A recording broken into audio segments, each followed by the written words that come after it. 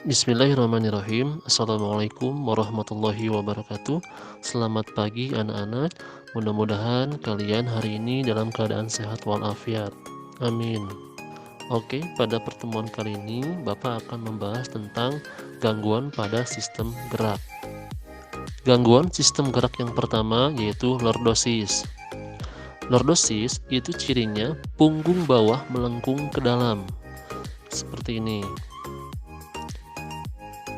Kemudian menimbulkan rasa nyeri dan tidak nyaman karena tulang belakang mendapatkan tekanan yang berlebih.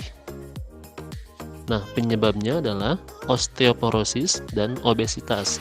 Osteoporosis itu kerapuhan tulang, sedangkan obesitas itu adalah kelebihan berat badan.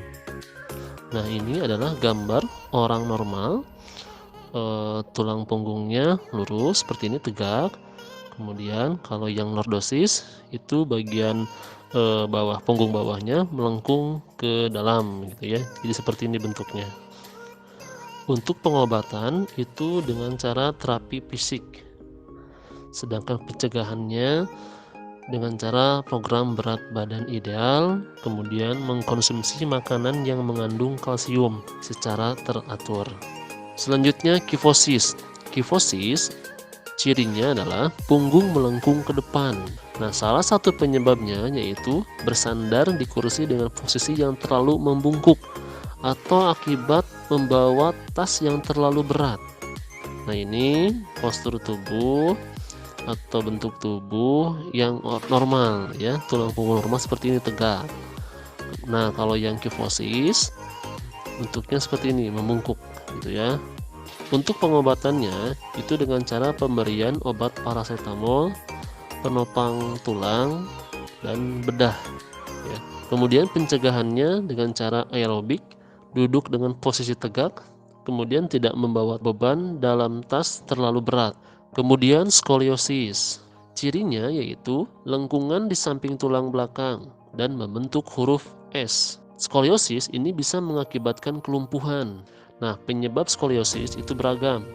Bisa cedera, faktor genetik, gangguan saraf dan otot, atau infeksi tulang belakang. Nah, ini perbandingan antara tulang punggung yang normal, tegak seperti itu ya, dan skoliosis membentuk huruf S. Nah, ini bahu yang sebelah kiri lebih rendah daripada yang sebelah kanan. Nah, kayak gini gambarannya ya, tulang belakangnya seperti ini. Nah, untuk pengobatan itu bisa dilakukan dengan cara terapi atau operasi. Untuk pencegahannya, asupan kalsium dan vitamin D harus terpenuhi gitu ya.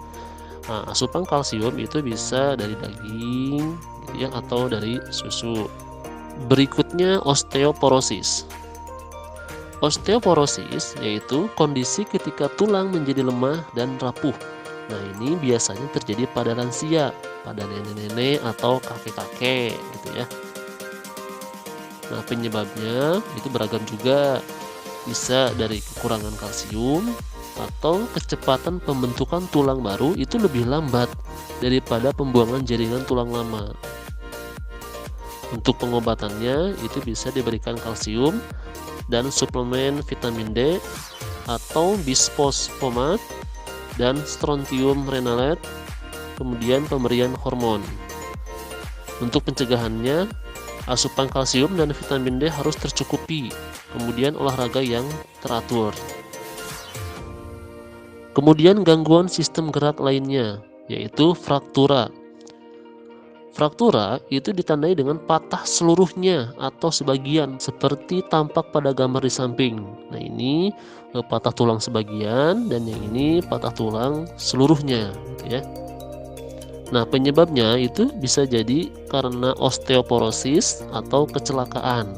Untuk pengobatan itu dengan cara memposisikan ulang tulang dan membalutnya dengan gips atau operasi menggunakan batang logam.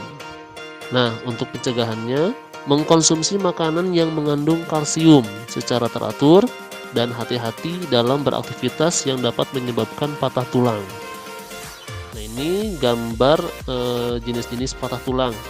Yang pertama, patah tulangnya ini sebagian ya miring, retak miring, kemudian ini remuk gitu ya. Dan ini spiral patahnya, tapi nggak seluruhnya. Nah kalau ini majemuk, ini patah tulangnya atau tulang yang patahnya itu sampai keluar kulit gitu ya, menembus kulit. Kemudian polio.